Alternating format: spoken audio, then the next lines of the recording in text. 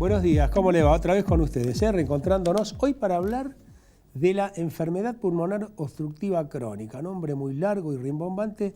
Muchos de ustedes lo conocen como EPOC, o enfermedad pulmonar obstructiva crónica, que les decía recién, por las siglas que forman esta palabra. El EPOC es una enfermedad muy frecuente, muy habitual entre nosotros. Es una enfermedad medianamente silenciosa, una enfermedad que se cronifica y que desgraciadamente lleva unos años en aparecer y que tiene una relación directa con los ambientes tóxicos, con algún tipo de tareas, pero principalmente casi el 90% de la enfermedad pulmonar obstructiva crónica está relacionada al consumo de tabaco. El tabaco es un veneno, no solo por eso, produce muchísimas enfermedades más. La peor de todas es el cáncer, pero el EPOC es una enfermedad, la EPOC es una enfermedad pulmonar que nos altera lentamente y vamos perdiendo la capacidad funcional y empeorando nuestra calidad de vida, y en muchos casos sin darnos cuenta. Es de a poco esto, ¿no? Uno ve personas fumadoras que dicen, no, yo no tengo nada, no, me hago una placa de tórax y estoy perfecto, no siento nada. Pero en realidad muchas veces cuando dejan de fumar porque aparece otro síntoma o porque realmente se convencen de lo malo que es fumar, aparecen con algunos síntomas. Expectoración, tos que acompaña. Esa tos del fumador, bueno, es el principio de un daño de la cilia, que son unas vellosidades que tiene el bronquio que se empiezan a obstruir por la acumulación del alquitrán del tabaco y van endureciendo todo ese movimiento ciliar que nos empuja la basura del aire o del humo, que son partículas que flotan en aire, las van sacando las cilias. Con la gran cantidad de tabaco se van de a poco enlenteciendo todo ese movimiento y van endureciendo la capacidad de dilatación de las pequeñas arterias del pulmón, produciendo esta enfermedad crónica que precisamente lo que produce es una alteración en el intercambio del anhídrido carbónico y el oxígeno y nos lleva a una insuficiencia respiratoria crónica. ¿Cómo medimos el EPOC o cuándo debemos medir el EPOC? Si usted es fumador, a partir de los 40 años ya debería tener una medición de su capacidad pulmonar. Es algo muy simple. Uno lo puede comparar al control de alcoholemia. Es un poco más sofisticado porque la máquina mide volúmenes y mide otras cosas, que no es que mida la concentración de alcohol. Pero para el usuario, para el paciente, es nada más que soplar en una pipeta. Ese flujo va a una computadora que va a analizar de cuál es el volumen, cuál es la concentración, bueno, una cantidad de factores que se miden y que de acuerdo a esto se puede evaluar la capacidad pulmonar y decir si uno tiene o no una enfermedad pulmonar. A esto se le agregan broncodilatadores, estas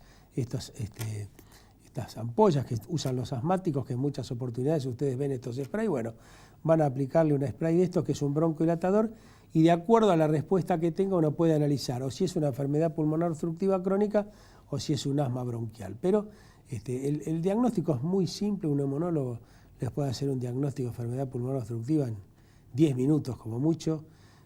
Por supuesto después los va a auscultar, los va a examinar, pedir análisis, pero saber si uno tiene o no una EPOC es algo muy simple y el tratamiento por supuesto cambia totalmente la evolución de la enfermedad y la sobrevida de los pacientes. Aquellos que no se dan cuenta y que siguen fumando tienen un muy mal pronóstico y en muchos casos llegan a la insuficiencia respiratoria grave, con una mortalidad interesante. Hay muchísima mortalidad.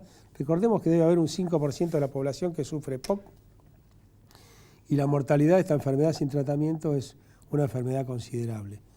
El secreto, bueno, el control médico periódico anual, el control de la ventilación pulmonar, en este caso de fumadores, y por supuesto no fumar, fundamental. La relación entre el tabaco y el EPOC es altamente significativa, les decía, casi un 90% de la enfermedad pulmonar obstructiva es por el tabaco. Los espero en el consultorio, ya seguimos.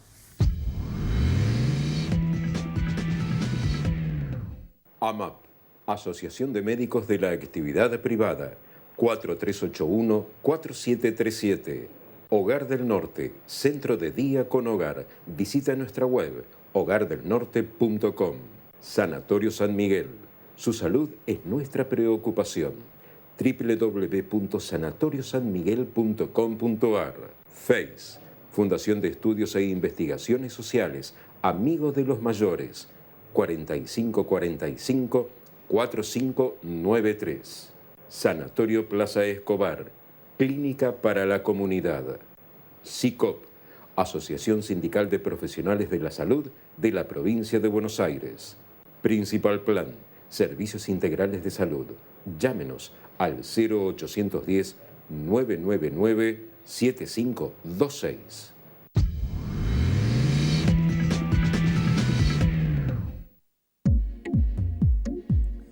Ricardo, empezamos con las consultas que hicieron en nuestro programa, ¿no? Así es, doctor. Nos acercaron sus consultas en esta oportunidad. Esteban de Berazategui, que nos pregunta a través de nuestro facebook.com/curar con opinión lo siguiente.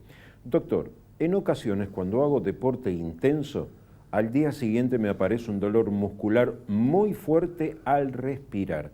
¿Esto es normal? Bueno, es raro que por respirar aparezca un dolor muscular, a menos que haga ejercicios respiratorios y que no esté acostumbrado, ¿no?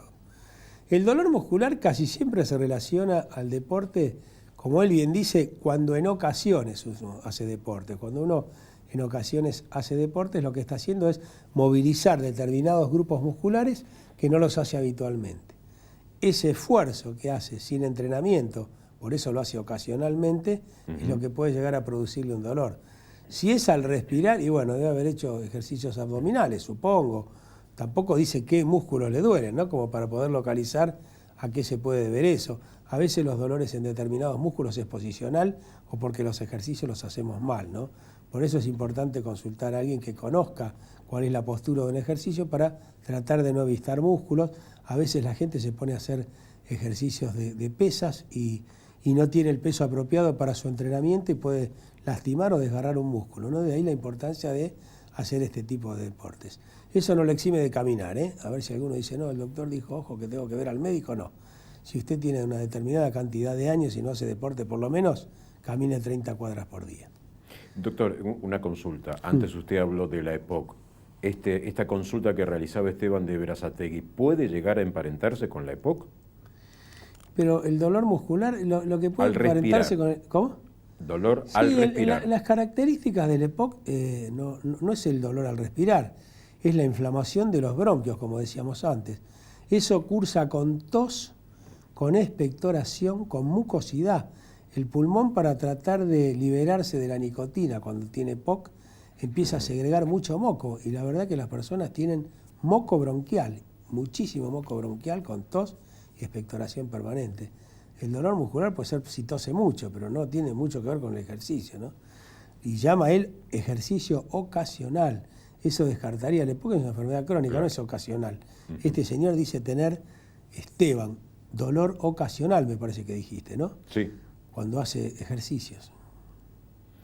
Así Muy bien. Otra consulta a través de nuestro mail que llegó, les recordamos, el mail es producción@curarconopinion.com. La pregunta es de Delia, de la ciudad de Avellaneda. Le pregunta, doctor Casola, ¿es normal sangrar después de la menopausia? Bueno, la palabra menopausia viene de menarca, de la suspensión de la menstruación. O sea, en realidad si relacionamos el sangrado de los órganos genitales femeninos con la menopausia, en realidad precisamente la menopausia se caracteriza porque terminó el ciclo ovulatorio, entonces no tendría por qué sangrar. Hay sangrados frecuentes en la menopausia, o es frecuente escuchar de personas que sangran en la menopausia. Generalmente ese sangrado no es cíclico. Si es cíclico y se relaciona con los periodos, pueden ser ciclos monofásicos, o sea que no terminó totalmente de hacer la menopausia. Pero el sangrado posmenopáusico muchas veces tiene relaciones con fibromas del útero, con alguna alteración en el útero. Es aconsejable ver a su ginecólogo. No debe de olvidarse que cuando termina el periodo menstrual se acaba la etapa estrogénica, pero la mujer sigue funcionando como tal y tiene posibilidades de tener cualquier tipo de alteración como tenía antes. O sea, que hay que ir a los tetra, que hay que ir al ginecólogo, hay que hacer el examen de Papá Nicolau periódico. No es que se terminó su ciclo de mujer por estar en una posmenopausia, ¿no? Hay que hacer los controles anuales igual que cuando estaba con su ciclo menstrual. Y ese sangrado puede verse un fibroma o alguna alteración que seguro la va a ver el ginecólogo que la atienda. Les vamos a recordar a todos nuestros televidentes que pueden volver a ver nuestros programas a través de nuestra página. Les recordamos, www.curarconopinion.com. La última consulta, doctor, del programa de hoy la hace Sergio de Paternal. Dice, ¿una persona con esquizofrenia debe medicarse de por vida, doctor? Gracias por su respuesta. No, lo que debe hacer una persona con esquizofrenia es tratarse, que no es lo mismo que medicarse. Nosotros tenemos esa costumbre de relacionar el tratamiento con la medicación. Muchas veces el tratamiento es preventivo, es control, hacer exámenes de evaluación psicológicos o psiquiátricos de cómo está su enfermedad, pero eso no implica medicarse, eso lo va a decir aquel funcionario que lo esté atendiendo, ¿no?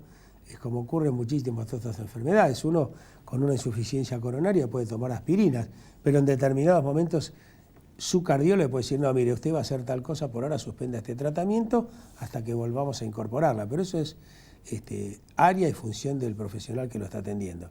La esquizofrenia es una enfermedad que requiere control, es una enfermedad que descontrolada, pues es una enfermedad peligrosa para aquel que la sufre y en otros casos para los que tiene alrededor, pero de ahí a medicarse el tema es otro. Sí el tratamiento. Bueno, se nos acabó el tiempo, Ricardo. Exacto. Nos vemos la semana que viene. Hasta la próxima. Hasta la próxima.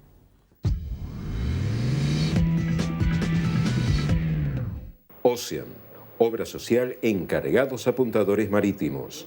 4941-8327. Llevamos a buen puerto su salud. Consultorio privado de radiaciones General San Martín. 4755-4065. Acliva, Asociación de Clínicas y Sanatorios Privados de la Provincia de Buenos Aires. Liderazgo más calidad. Sanatorio del Oeste. 0220-494-2782 Merlo. ATSA, Asociación Trabajadores de la Sanidad Argentina Zona Norte, siempre junto a su gente. Asistencia pediátrica, atención de niños. Sanatorio La Torre, excelencia y alta complejidad en Zona Norte.